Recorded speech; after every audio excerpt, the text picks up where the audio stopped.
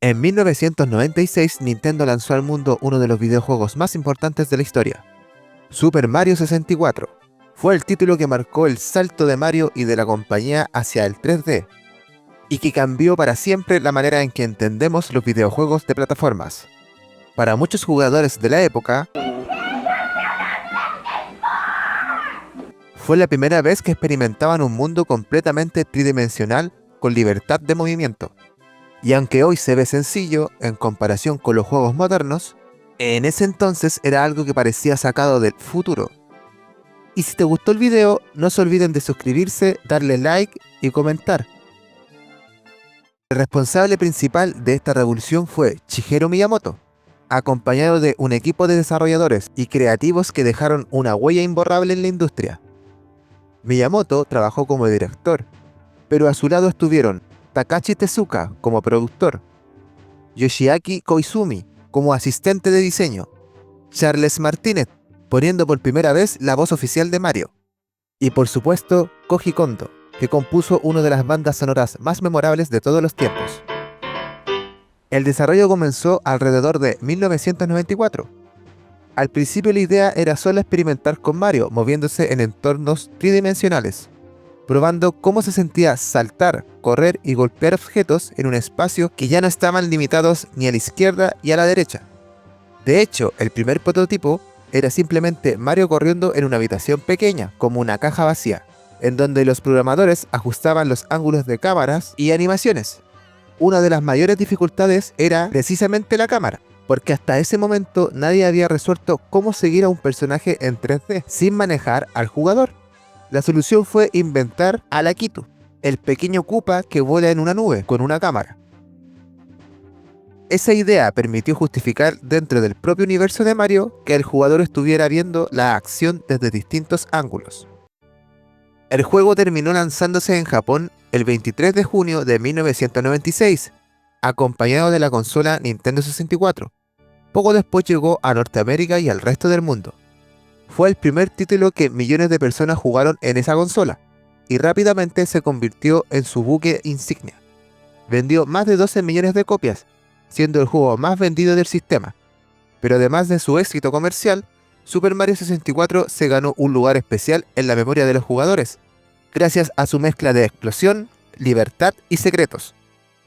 Y es que en el castillo de Peach no era solo un menú elegante para seleccionar niveles, era un mundo en sí mismo, lleno de detalles curiosos, pasadizos y sorpresas.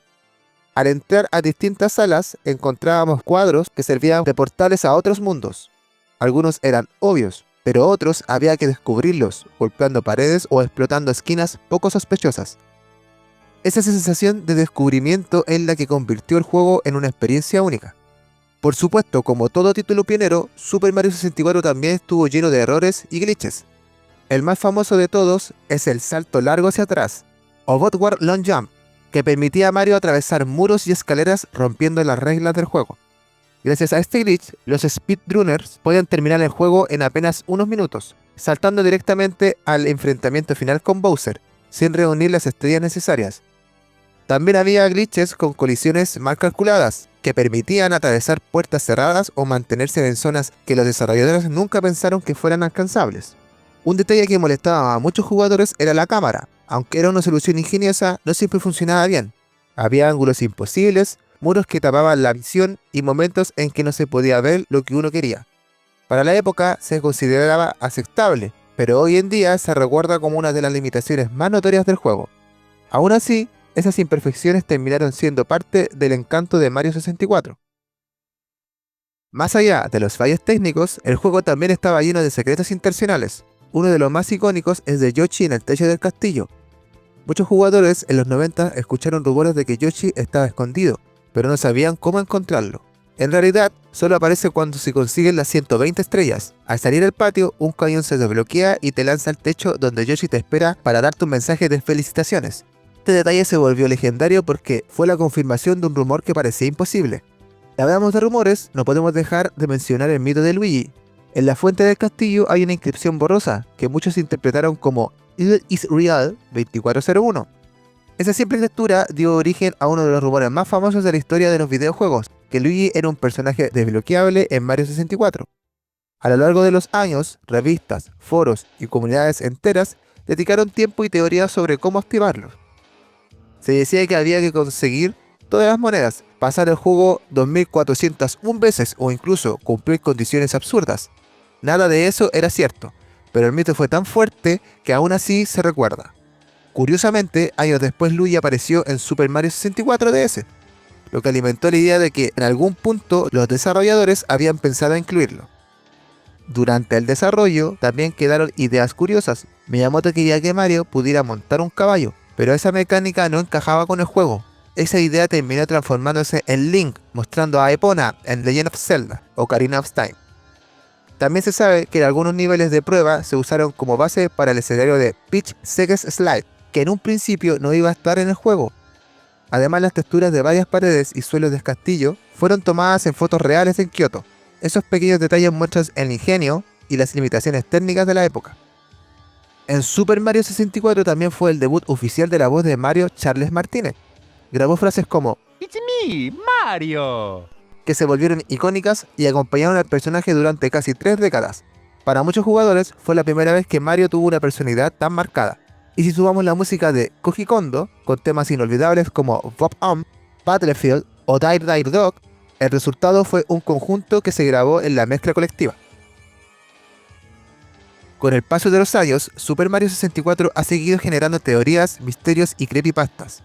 Algunos hablan de mundos ocultos, otros de personajes eliminados, y hay quienes inventan leyendas urbanas sobre cartuchos embrujados. Todo esto alimentó aún más la mística alrededor del juego. El punto de que incluso personas que nunca jugaron han escuchado alguna historia sobre él. En resumen, Super Mario 64 fue mucho más que un simple experimento en 3D.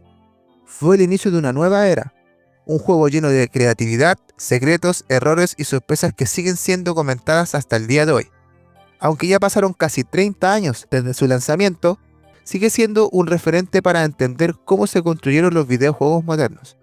Y lo más curioso es que, a pesar de los fallos técnicos, esas mismas imperfecciones fueron las que hicieron que los jugadores explotaran cada rincón, que encontraran glitches, crearan teorías y mantuvieron vivo el juego durante décadas. Super Mario 64 no es solo historia de Nintendo, es historia viva de toda cultura gamer.